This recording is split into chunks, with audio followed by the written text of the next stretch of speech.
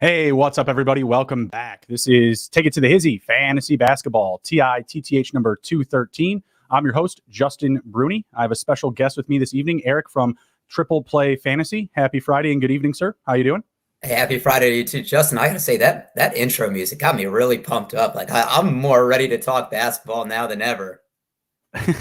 we try. We try to keep it simple on all sports. We don't try to mix it up. So drop one picture out, same music in. Keep it pretty simple for the tech stuff over here. We're not all computer savvy, putting all the overlays and stuff together. So try to keep it simple. But how's everything going, man? We're almost to the end of 2020. You excited for the holidays? Yeah. Christmas, New Year's, any of that jazz? Going pretty well. Taking a little bit of absence between jobs, so really time to work on stuff for Triple Play. Cool. We're putting a lot of cool content on our YouTube channel that we don't always put to podcasts. We did it, speaking to NBA, me and a guy did a collab video of best contracts. We do football, baseball. It's kind of the cool thing about our company is no matter what season it is, we're always going to put out content. Yeah. Sports are year round now. A little bit different after the COVID season when we had like everything crammed together, but that's going to be a great 30 for 30 one day. It really is. Or when we watch like the old VH1s, the COVID years. Oh man, that's a reference. Sitcoms are going to be coming out of the floorboards for that. All right, let's jump into some action for tonight. What are your best props for the evening? Any player props that you're playing? So I really like the Jason Tatum over 26.5 points. So okay. Jaylen Brown is out. Jason Tatum's last 5 games, he's hit the over on all of them, 29, 34, 31, 37, and 26. So he's getting very close. But what I really like is he's been shooting a lot of three-pointers. So he's been taking at least 6 each of those games with a high of 11, a minimum of 17 shot attempts with a maximum of 25. They've lost 3 out of the 4 on the road so far. And I think, Jason Tatum is going to take the ball in his hands and try to win the game himself. Obviously, if they're going to win or not, we'll see. But I think Jason Tatum is going to have a lot of volume, which is what you're looking for. Yeah, absolutely. Like you mentioned, Jaylen Brown out of the lineup. You also have Devin Booker on the other side of the court that's going to be out. So a little bit more space, in the middle, available in the middle of the floor. Mikal Bridges, Jay Crowder. I think they got Shaman filling in for Booker. I don't see any of those as big Cam defensive. Johnson, maybe. Yeah, maybe Cam Johnson could cause some problems in the paint, but like you said, he's shooting the 3 ball pretty frequently. So yeah, I like that prop. That seems like a steady over, and we have that coming up here in our Monkey Knife Fight props as well. So I like where your head's at there.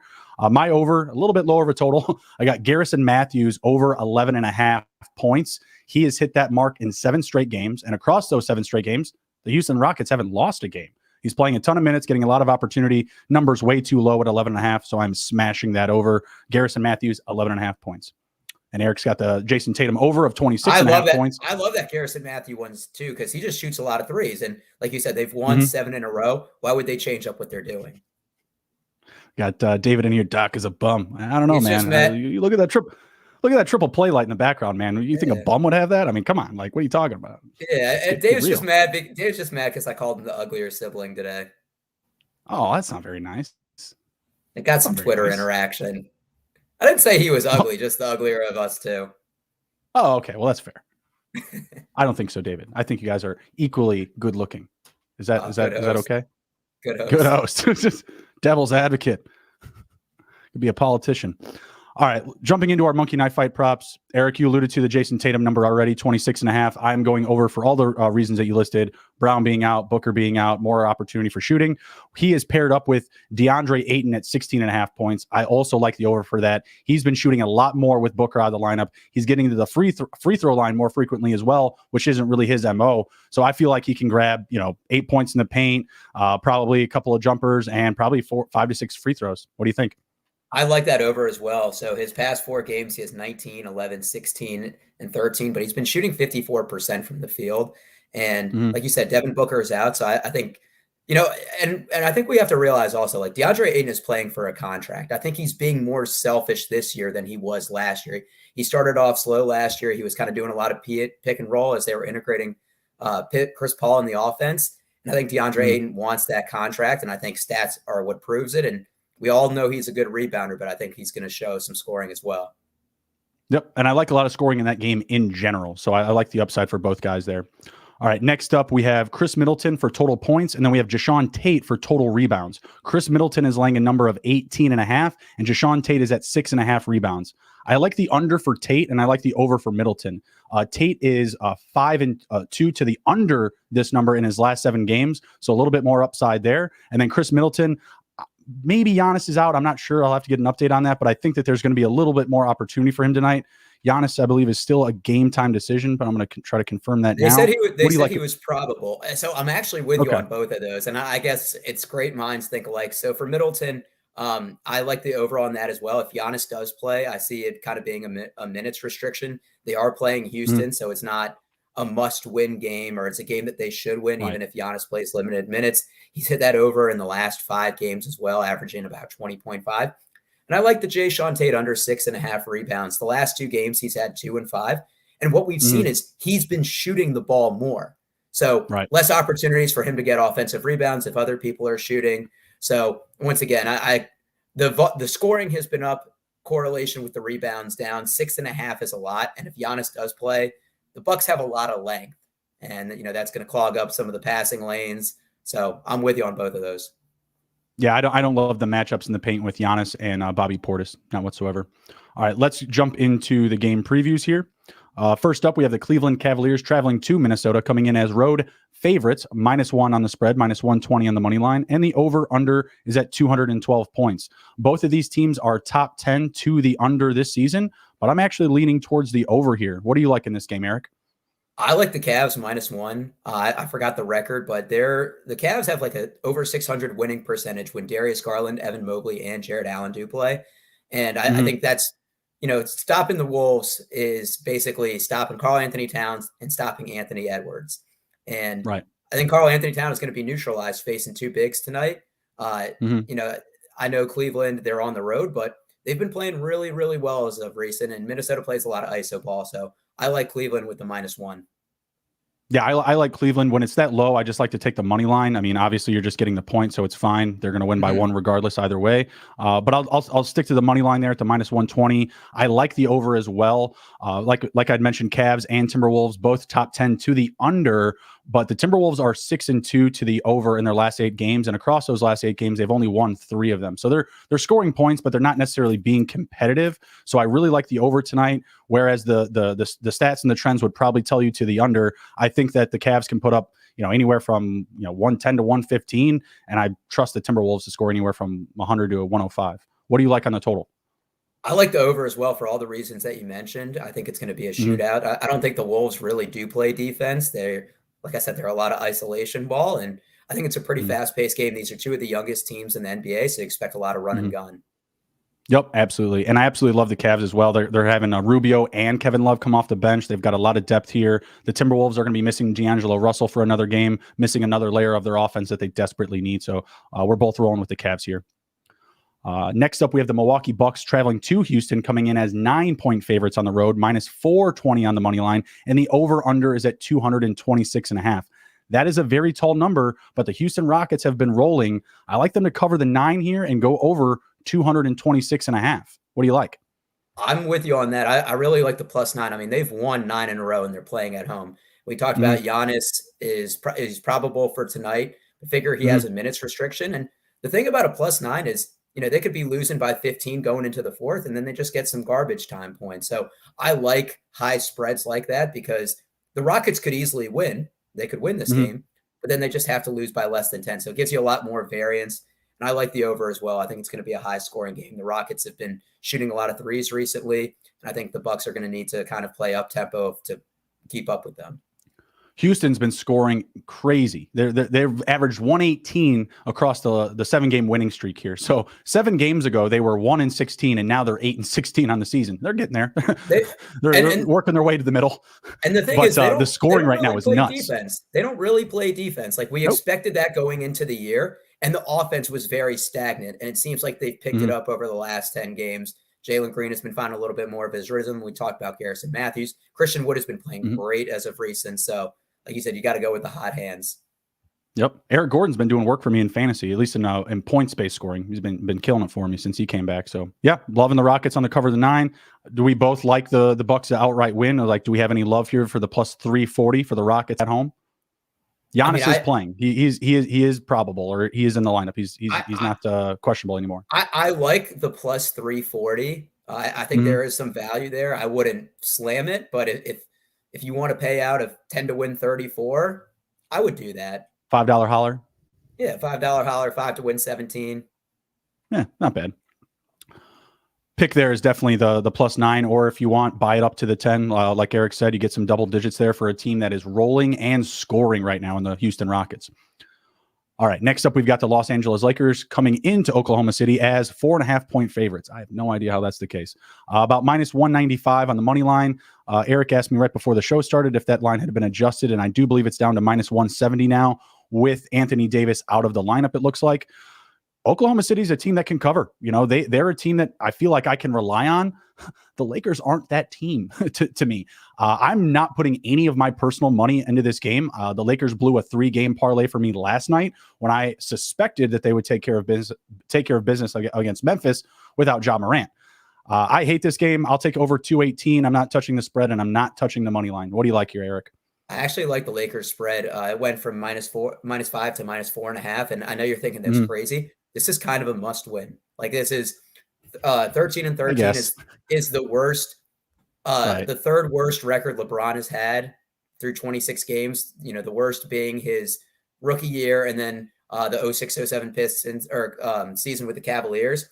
So I think there's a sense of urgency to play tonight. They've already lost to Oklahoma City twice this year, so I think that's kind of a little bit of motivation. And it's a Russell Westbrook revenge game. Like obviously he's loved in Oklahoma City. But I think there's that little bit of extra motivation, that storyline tonight. I don't think the Lakers come out somewhere very familiar, right?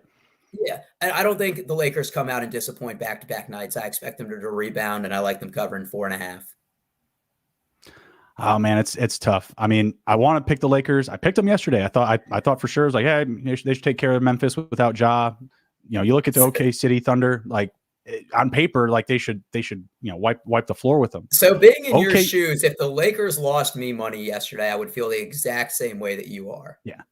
Oh no, I'm not betting on this game. Like you couldn't pay me to do it. I wouldn't, unless it's the total. I like the total 218 because the Lakers, they can't play a lick of defense. So I like the over 218. The Lakers are 15 and 11 to the over. Like you mentioned, there's a lot on the line for them. I don't think it's necessarily like a must win. I think it's one of those games where they're just like, man, I don't want to watch the news or look at Twitter tomorrow if we lose this game, because they're just going to keep digging our hole deeper and deeper and deeper. This team is still, fresh. They're still new to each other. Russell Westbrook, Davis, and LeBron, they haven't played on the floor a lot together. I think LeBron's he's played like 12, 13 games, literally like half of the season thus far. Mm-hmm. I just don't know if like the turnaround's coming. Are you buying in on that? When you look at the Miami Heat, when they first had Bosh and Wade and LeBron, they started off 12-8. They didn't have the best start to their first season together. After that 12-8, they went like a something crazy like 18-2. Do you see the Lakers like turning the corner like that, or do you kind of see them as just this sub 500 play-in team? That's what they look like right now. So it's crazy because they've played, I think, 5 or 6 more home games than road games, and they have a stretch in December where 5 of 6 are on the road. Then they have a stretch in January where they play 6 of 7 on the road, and then in March they play 6 on the road again. And they're the oldest team in the NBA. They're going to have to play back-to-backs. Like we said, LeBron is already hurt. AD seems to get hurt every single game.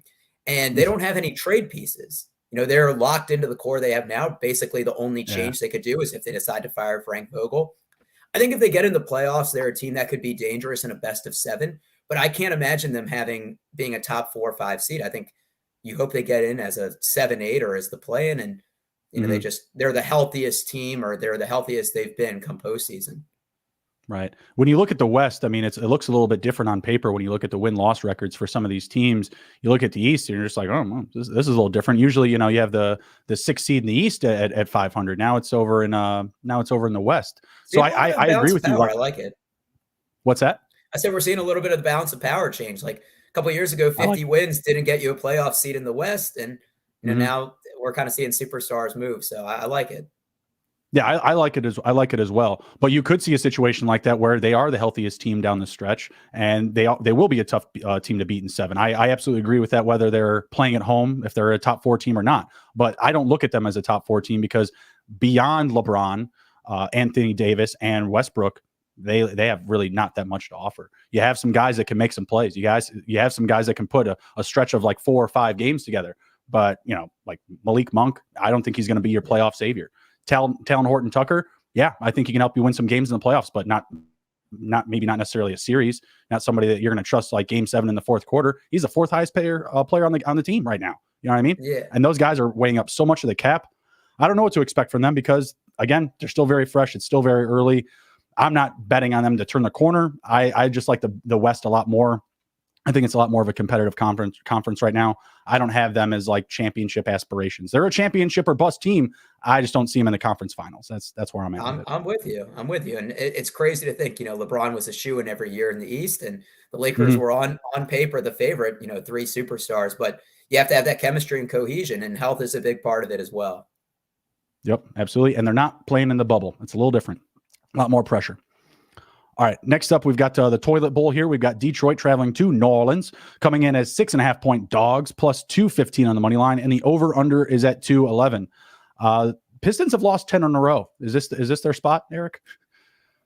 This is really tough. I think 6.5 points is a little favorite. I'm not a big Pelicans fan. I think outside Brandon Ingram and Jonas Valanciunas, there's not a lot of talent, and they've tied up a lot of cap space to people like Devontae Graham and Josh Hart. Yep. That don't really provide the value they're looking for. Jackson Hayes is kind of looking like a little bit of a bust. I like the over on this game. Pelicans play very fast pace. Their last game's 234, 216 against the Mavs in a revenge game. They had 198, but before that, 246, 227. And the Pistons have hit that over a lot as well. So I think we're going to see a pretty high scoring game. I don't know if I'd feel confident taking the spread on any of them. Gut call says Pistons, but I like the over on that. Yeah, I like the Pelicans straight up, but I'm not betting my own money on it because, again, both of these teams are really, really bad. They have a combined record of 11-40. You know, the over looks really good. They both play. I think the Pistons still play at a decent pace, and the Pelicans have legit scorers. They have Ingram. I think Josh Hart has actually been a nice piece, at least in my fantasy roster. I don't know about for what he's going to do for them as an actual franchise. You know, this team needs Zion, or they need to move on from Zion, in my opinion. I like the over a lot. Both teams are bottom 10 on defense for total points allowed here. So give me the over 211, and I'll take the Pelicans money line. I think that's a nice little same game parlay. Like you can get some money, you know, some value back from the minus 255 for the Pelicans, but neither of these teams are trustworthy. You know what I mean? Like I don't say to people, hey, go out in there and get your money in on this game. But if you are, Pelicans over 211. I don't think you feel good betting on this game. It's like, are you going to enjoy watching 2 bottom tier teams play? Exactly. And then, you know, your pick is just going to go out the window, and then you're just going to like, well, I'm not watching the rest of this game, and I've wasted a half hour of my life. All right, next up, Boston Celtics traveling to Phoenix, coming in as road dogs, plus 4 on the spread, plus 156 on the money line, and the total is at 213 points. I like the Suns here. I think this is like, keep it simple. Suns are a very good team defensively. Even without Booker, I think they're going to be just fine. They rank number 6 in fewest points allowed. They rank number 4 for total points scored. I think with Booker out of the lineup, you probably lose offense more so than defense. But I still trust them to score a lot of points tonight. I like the over, and I like the Suns money line. Celtics, they can score, but you know, I don't want to trust the spread, to be honest with you. They have highs and lows. I believe they're 500. Yeah, 13-13 money line, 13-13 ATS. You know, you don't know which Celtics team you're going to get. Yeah, the -4 is tempting, but I'd rather just be safer and go with the Suns money line. They've won 19 of their last 20. The only loss at Golden State, which is the only team that's better than them in the NBA. The Celtics are on a 3-game road trip, or a 4-game road trip. This will be the 5th, and they've lost 3 out of the first 4. And The only win came at Portland without Damian Lillard and CJ McCollum. So on paper, I think the Suns is the way to go. And at minus 176, I think that's pretty good value. Yeah, I agree. And it's just a team that has been profitable for us all year. They're, a team that you can trust. You know who they are. You don't know who the Celtics are. Like one night they could be putting up 136, another night they could put up 86. You just don't know who they're going to be. It really depends on Tatum, like we said. You're not wrong. You're not wrong. If he's got the stroke or if he feels like he wants to pass. It's not been the facilitator that I think Celtics fans would have liked him to be. All right, let's move on here. We're going to jump into our fantasy waiver wire. Some low percentage owned players that have been clicking at a high rate recently across the past week or 14 days or so here. So first up, we have Terence Davis of the Sacramento Kings. He's only 35% rostered on Yahoo platforms. He's been scoring. The grouping of stats hasn't really been there. He hasn't, put together, big nights of assists or, huge numbers on rebounds, but a little bit of everything, and he's scoring quite a bit. Do you think Terence Davis is going to be a hold for you in fantasy, or someone that's going to be off your team in like another week or so? I'm kind of in the in-between of it. And the reason I say that is because Alvin Gentry, since he's taken over, I think he's playing Terence Davis a little bit more. And you always feel good with a rotation. Now, if this was Luke Walton, I'd say he messes with his rotations a lot. Right. But I think it's going to be interesting because if you can hold him and they get rid of Marvin Bagley, well, that's going to free up some more playing time. Or, there's rumors that they might shop Buddy Hield or De'Aaron Fox. The reason that they went Halliburton and Davion Mitchell in the past few drafts, he's shooting guard and small forward eligible. So, obviously he can fit in a lot of different spots. So I would say if you have a roster spot to hold him now, I mean, he's been playing 30, 29 minutes. Do I feel good long-term? Unless there's a trade, probably not, but you want to ride the hot hand if you have that roster spot. I'm with you though. I think the Kings are going to be players at the deadline. And we do have Bagley on this list because they're starting to play him because I think they want to get some value back on him. So we'll get to him in a minute here. With Davis, I think he's a solid hold because you look at his production the last 3 games, you look at the minutes, and they've won 3 in a row. When I see those types of things, kind of similar to Garrison Matthews, who I believe is also on this list, when you have a player that's succeeding, when he's having a lot of success, putting up positive production, and the team is winning, you have to imagine that player probably isn't going to revert back on minutes. He's probably going to continue to earn, more opportunities. So I think Terence Davis is a solid hold for right now. He's up 19% on Yahoo across the last day of ownership. So that's quite a bit.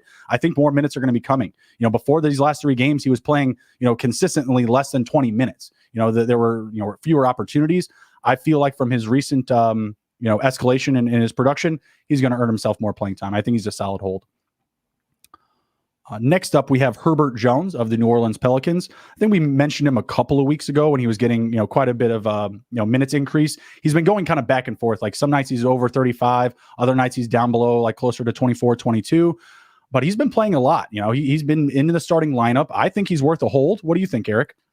I'm not a fan of him, just because the he's had some good games when Brandon Ingram has been out. But I just think there's so many people that are going to shoot the ball ahead of him. Ingram, Valanciunas, Josh Hart, Devontae Graham. If Zion decides to come back, which I don't anticipate anytime in the future or in the near future at least, Jackson Hayes. I just think there's so many more people that are making more money than him, that those are the people that they're going to have on the court. Even just for the sake of if there's sellers at the deadline, they want to increase their value. Herbert Jones is on a pretty cheap deal, so I think he could be beneficiary later in the season. But it's just a little too inconsistent. His last 5 games, 16 points, 3, 13, 5, 19. I just like someone that has a little bit more consistency to hold at this point. I think that Herbert Jones is a great addition in category leagues. Look at the steals and the blocks. I mean, so consistent. Won a game for the last how many? 1, 2, 3, 4, 5, 6, 7, 8, 9, 10 games. He's had, there was 4 games in a row where he had 1, and before that it was 2, 4, 3, 4. The blocks are there. 2, 3, 1, 1, 1. If you're in a categories league, I think he does hold a little bit more value. In points-based leagues, you're going to have a lot of other guys on the waiver wire that will probably be able to get you similar production in total points scored. So he kind of reminds me of Larry Nance from last year. Larry Nance was leading the league in steals before he fractured his wrist, and not someone that was as valuable in points leagues. But if you can get someone that's getting you 2, 3 steals a game, 1 or 2 blocks, and a little bit of the other counting stats, I do think that's valuable. Yeah, absolutely. Absolutely. So anyone that's that consistent for categories and you're behind the eight ball, one night of the week, you're like, I'm down 3 or 4 blocks or a couple of steals. Definitely a guy to look at here. Definitely someone to look at. All right, next up we have Garrison Matthews, whose name we brought up a few times already. He's only 36% rostered, on Yahoo platforms. I mean, he's just been scoring. I mean, there are some rebounds there. There's some defense, some steals and blocks, but this dude is scoring, and he's been a reliable piece of their offense. Is this someone that you see on your roster for the rest of the year, or just someone that's kind of catching a hot moment here?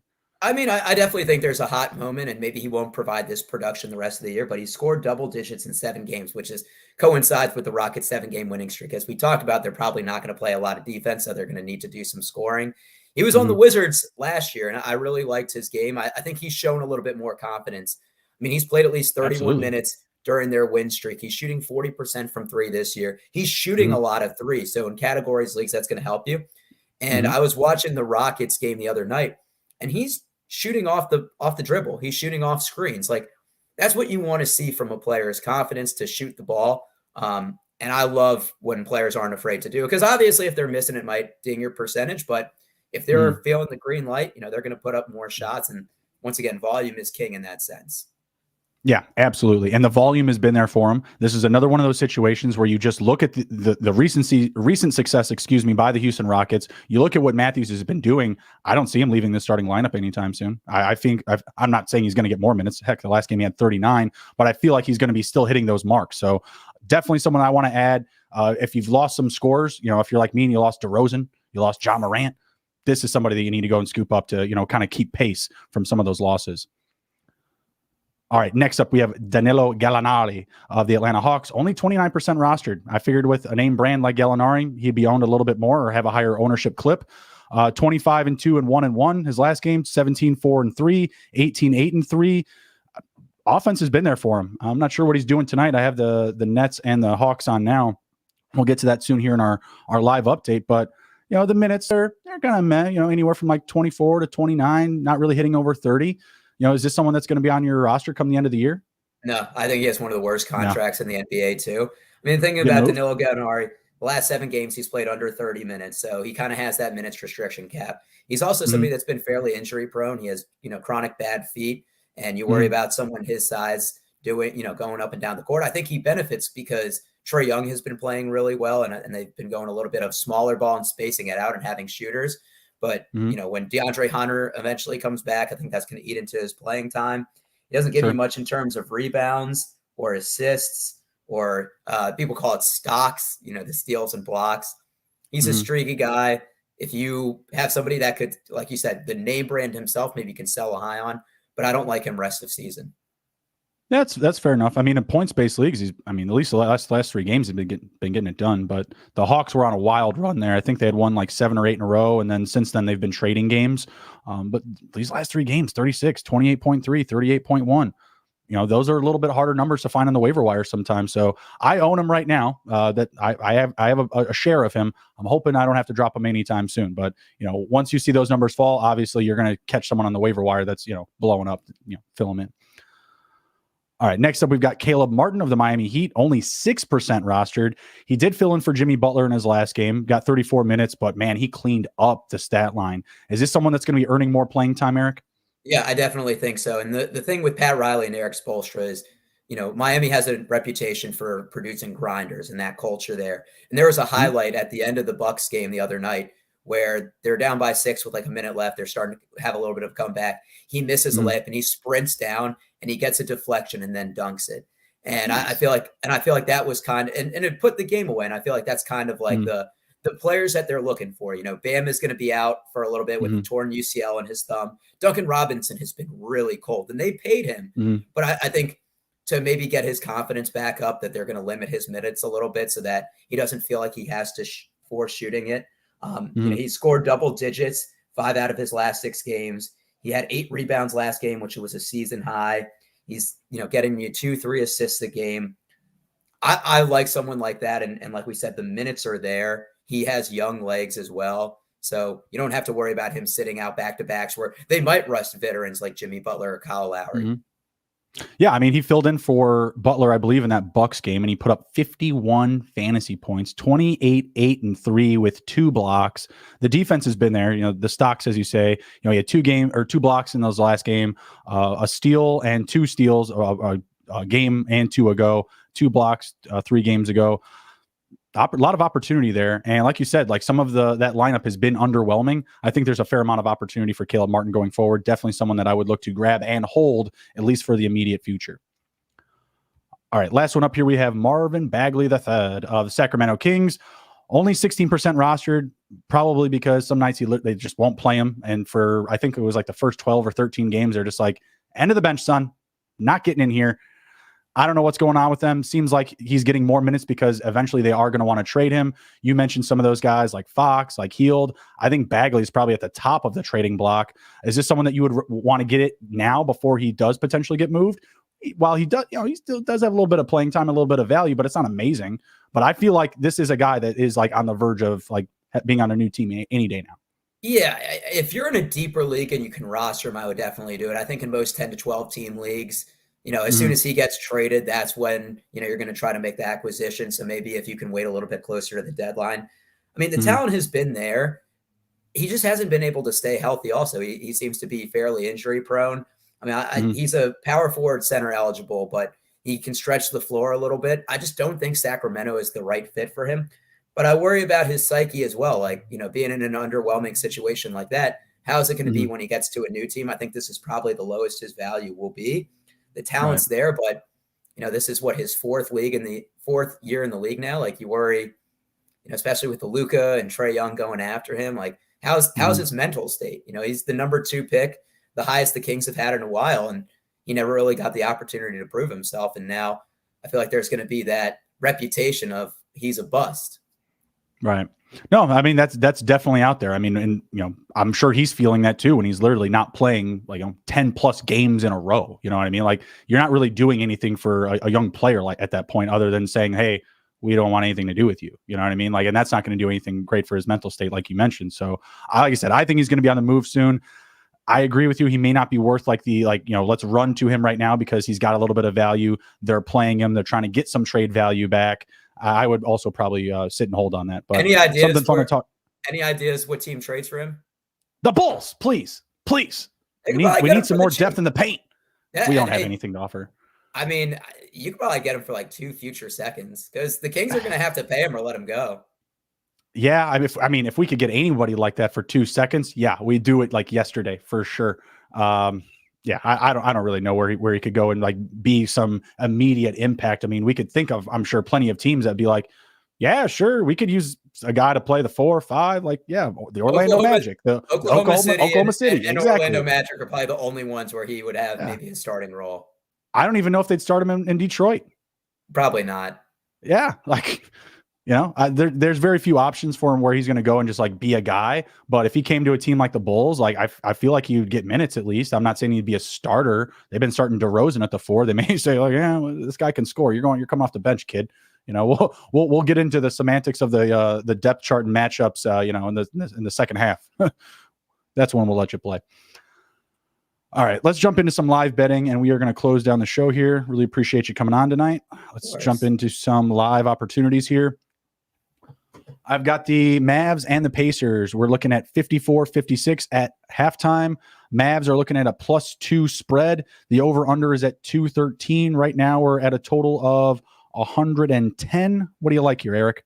I like the over. I mean, it's a close game right now. So, if you're betting on the Mavs spread, you're essentially betting that it's going to keep of what it is. But it's a 2-point game. It could go into overtime. And that's really why I love live betting the overs on a close game like that, because if it does go into extra periods, then it's essentially free money right there. So that's something that betting on the under doesn't really provide value on. Right. I love the over 213. I think that's way too low for a total of 110 right now at halftime. We're on pace for 220. You're giving us 7 points back based on the pace of play so far. And you look at the Mavs and the Pacers, and they're teams that consistently score. They have some decent offenses. Defenses, not so much. So, yeah, I like the over there as well. Pacers, money line, -140. Mavs, +110. Pacers, 2-point lead at half. Who's winning the game? I mean, I think the value is with the Mavs. The Mavs could literally come out, get the ball third quarter, hit a 3-pointer, and then they're winning. I don't like minus 140 for a 2-point lead at half. I understand they're at home too, but this is, two pretty evenly matched teams based on what we saw in the first half. And Mavs were winning 26-22 after the first. So, yep. And we have a guy in Luka Doncic that can just take over the game at any given time. So, all right. Next up, we have the Kings and the Hornets. Kings up 71-69, another 2-point game at the half. Hornets are getting plus 2.5 at home, and the numbers are locked. What it says the total is 253.5. 253. That's a tall order. I mean, I know we're at what 140. We're right at 140, yeah, but still 253. I can't imagine that they're going to keep this type of pace the entire game. What do you think? So if there's one thing I've learned from live betting the first quarter, it's that the Hornets play very, very fast. I mean, they need 110. Once again, it's a 2-point game at half. I mean, I feel like statistically you're going to go with the over, right? I wouldn't touch that. 253 is a huge number. It's a high number, but I'm saying, like, if you had to pick, you're going to go with over on that, right? Based on what they've done. Like, they could put up 2/3 of what they're doing this first half and still hit that. And once again, it's a 2-point game, could go into overtime. I wouldn't bet. I wouldn't bet it personally. I would stay over it. But yeah, mathematically, I like where your head's at. I mean, they should hit that total, but man, that's a big old fat number. I'd stay far away from that. That was kind of surprising. The money line and the point spread are locked, so something's going on. They're waiting for the third quarter to start. All right, we've got the Raptors over the Knicks. Wow, 12-point lead, 37-25. Knicks looking at an 8-point spread. I kind of like that, but I'm going to take a look at the lineup really quick. We have 7:40 left in the second quarter, and the total is at 200 points. Still seems a little low. I kind of like the over there more so. What do you think? I like the under, actually. The Knicks, they're known for playing defense. They were actually just down 21-37, so, a little 4-0 run there. But what we've seen, with Thibodeau offenses is that they, especially with Julius Randle, they're very slow bringing the ball up. Kind of the secret is out that him and RJ Barrett can't use their right hand. So I've seen people play them more to the right there. And they're on a kind of a rough losing stretch right now. And I don't think they really have the answers. And for the Raptors, they just lost at home to Oklahoma City. So I think, Knicks now down by 9. That's what I'm seeing. Yeah, I just think the 200 is a little bit. I've seen the Knicks play a lot of 90 to 84 games recently, or I just think under is the way to go on it. What about you? I still like the over. It's a very low number, and there's still a lot of time left in the second quarter. I'd probably just sit on the number until halftime. You get a better read of the game. But if you're asking me right now with 7:04 left in the second, I'd probably take the over. The number's going down, and now it's 199.5. Only 30 seconds went by. Took away a half point. I'd probably slam the over there. Okay. Knicks, who are down by 9, money line plus 230 if they're going to play all that D. I'd rather do that spread minus or plus 6.5 at minus 115. Yep. I think that's definitely safer for sure. And I would probably even try to buy it up a point or two. All right. Next up, we have the Nets and the Hawks, who are tied 28 all. 9:55 left in the second quarter. They just started. Spread right now is plus 1.5 towards the Nets. Money line is locked, and the total is at 216.5. What do you like? I see everything's locked on here. Okay. They just locked the spread for me now too. Okay. I like the KD is playing tonight, right? He is playing. I like the Nets at plus 1.5. It's a tie game right now. They've been on a kind of a little bit of a losing stretch, and we talked about the Hawks after their 8-game winning streak have been trading games. So it gives you that little bit of cushion where if they lose on a buzzer beater, I mean the Rockets have been playing fairly close games the Nets have been playing close games besides the Rockets. So I kind of like that as a bounce back. I think if you can get them, plus 1.5, there's some value there. Yeah, I don't mind that. They're tied right now, like we said. Totals at 216. I'm just watching air balls. Gallinari had an air ball. There we go. That's why I wouldn't pick him up. He was wide open too. It was bad. It looked like a hurried shot for no reason. Like you didn't need to rush that, buddy. But yeah, 28, 216.5. I like the under there, and I think the Nets will cover now it's plus 2.5. They're down by 2 now. Even more value. Lakers and Thunder. They're just getting started. It's like only 6-8. So we're probably going to kick it right there. We got the Pistons. They're up by 7. Is this the night? I mean, if only we'd got in that plus 6.5 earlier. It's down to plus 5.5 now, but they're up 4 points and it's plus 220 in the money line. That over is looking good though. With 7 minutes left, they already have 30. So, if somebody listened to us and slammed the over on that, it's looking really good for you right now. Yeah, that was one of our best picks there. And now the total is up to 217.5. 218 was oddly enough the number that I was like, man, that should probably be the total of this game here. So, all right, next up we've got the Cavs over the T-Wolves. They're up 16-4. Let's go. Slam and hammer down the Cavs. So profitable this season. Good for them too. And it was -1. So you talked about doing the money line. I mean, you feel really good about that right now. Oh yeah, absolutely. Not really much value there. They've just started, and the Rockets are up over the Bucks right now. So they've got a 3-point lead. That +9's also feeling good, at least out of the gate so far. But we've got a long way to go. It'll be interesting to see at the end of the night. How with our live bets and the picks that we had before, how many we hit on. Yep, absolutely. Well, I appreciate you stopping by, sir. Anything that you can share with us or plug about the Triple Play Fantasy Network before we head out? Yeah, well, Justin, I appreciate you having us on. We got that Maryland ties together. Yes, sir. If you guys are listening, you can follow me. I run the Triple Play Fantasy account at Triple Play Fantasy right down there. I'm surprised I actually got it on the kind of the first try. We're on Instagram. We have a couple good interviews. We had one with Mike James, former basketball player. Hopefully getting Antonio Daniels on next week. Nice. So if you like, kind of hearing former players and their stories, make sure you check out some of the ones we have coming up. Absolutely. And that's just the NBA names that they're dropping there. I saw some, what was that, Greg Camarillo there? Greg Camarillo. There's another guy we've been talking to. I don't want to drop his name because I don't want to jinx anything. But former Pro Bowler from the early 2000s, wide receiver. So I'll just say that much. Right on. Greg Camarillo was always like my go-to free agent ad in Madden. He was just always there, and he's always reliable, had great hands. So I was like, that's what I'm saying. Sometimes you just need that possession receiver that won't drop the ball. Exactly. He was solid for it. So I a little like, some Greg Camarillo. That's pretty neat. I like that. I like that. But my favorite, because he's my guy, is Danny Woodhead. I think you guys have had him on like twice now, right? I love Danny Woodhead. So for those that didn't hear the story, Danny Woodhead eliminated me in the playoffs years ago because he had a 4-touchdown game and somebody subbed him in last minute. So I told Danny Woodhead that we made a poker term 4 of a kind. It's now called the Danny Woodhead. Nice, really good sport about it. Relishes in the fact that I was really angry about it, and he actually sent me a signed jersey. So all is good. That's awesome. That's legit. Hey, if you're gonna get one, you have the front door kicked in on you. Not too bad of a gift in return. I don't mind that. 4 years, 5 years later, no big deal. I don't mind. Yeah. I go back to past me and I say it's worth the pain and anguish that I've endured. I'd say so. So everybody go check out the Triple Play Fantasy Network, Twitter, YouTube, Instagram. They're all over, and they've got everything to offer, whether it's basketball, football, baseball. They've got everything. So go check them out. Take care. Be well. We'll be back Sunday with fantasy football. Be good. If you can't be good at it. Later.